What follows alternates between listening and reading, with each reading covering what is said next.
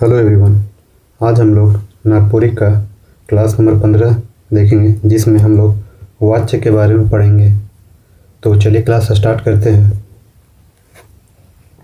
क्रिया कर उसन बदलाव के वाच्य कहना जेकर से ई बात कर बोध होवेला कि वाक्य में कर्ता, कर्म चाहे भाव इकर में केकर प्रधानता है और इमन में से केकर मुताबिक क्रिया कर पुरुष वचन माने आए हैं।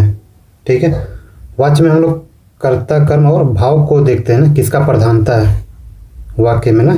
वाच्य के अंदर इन तीनों के बारे में देखते हैं कि वाक्य के अंदर किसका प्रधानता है और क्या इनमें किसका मुताबिक क्या पुरुष या वचन माने आया है। ठीक है, इस परिभाषा के मुताबिक वाक्य में क्रिया कर लिंग वचन चाहे तो कर्ता कर मुताबिक होई, चाहे कर्म कर मुताबिक, चाहे भाव कर मुताबिक। ठीक है, मतलब क्रिया का जो भी लिंग वचन कर्ता है या कर्म या भाव के अकॉर्डिंग होगा ना।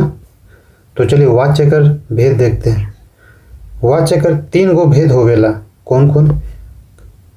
कर्तृवाच्य, कर्मवाच्य, भाववाच्य। ठीक है, लेकिन नागपुरी में मूल रूप से क्या है? कर्तृवाच्य और भाववाच्य होता है ना, लिखा हुआ ना। मुदा नागपुरी में मूल रूप से कर्तृवाच्य और भाववाच्य होवेला। ठीक है, कर्मवाच्य कर प्रयोग एक लखे नहीं होवेला। मतलब कर्मवाच्य का उपयोग मतलब न के बराबर होता है। कर्म से क्रिया का नियंत्रण होवेला। ठीक है, कखनो कखनो बल देवे ले वाच्य का प्रयोग करल जाला ना, मतलब फोर्सफुली ना। जैसे गरु के नाथल गेलक, मती से झरवाए गेलक। गरु को मतलब गाय को नाथा गया, मती मतलब वो क्या ओझा जो होता है ना सब तांत्रिक, उससे झरवाया गया सब ना। कर्तृवाच्य देखिए, कर्तृवाच्य में क्या चीज़ का कर्ता का प्रधानता होता है ना।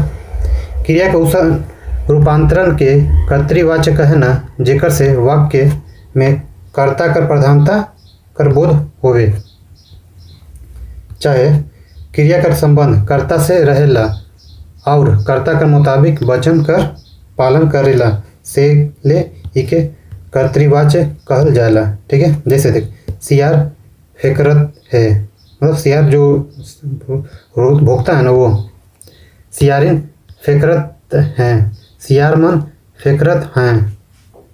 तो कर्ता का इस पर प्रभाव पड़ रहा है ना, कौन फेकर रहा है? सियार। अब देखिए कमला किताब पढ़ेला ना, सोहन हर जोतेला। तो सोहन का प्रधानता ना हो रहा है यहाँ पे कमला का।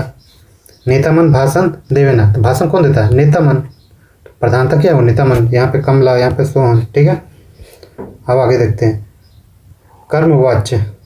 कर्मवाच्य में कर्म का प्रधानता होता है। ठीक है, जोन क्रिया में कर्म का प्रधानता रहेला और क्रिया का लिंग वचन कर्म कर मुताबिक होवेला, ओके कर्मवाच्य कहल जाला। ठीक है, जैसे कि मोर से कुदाल नहीं जाला, मोर से कूदल नहीं जाला, मतलब मुझसे उछला या कूदा हुआ नहीं जाता ना। मोर से गीत गावल नहीं जाला, मुझसे गीत नहीं गाया जाता ना।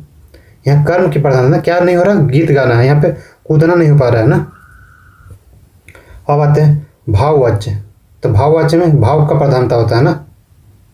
ठीक है, क्रिया कर उसन रूपांतरण के भाववाच्य कहल जाला जेकर में क्रिया कर चाहे भाव कर प्रधानता कर बोध होवेला।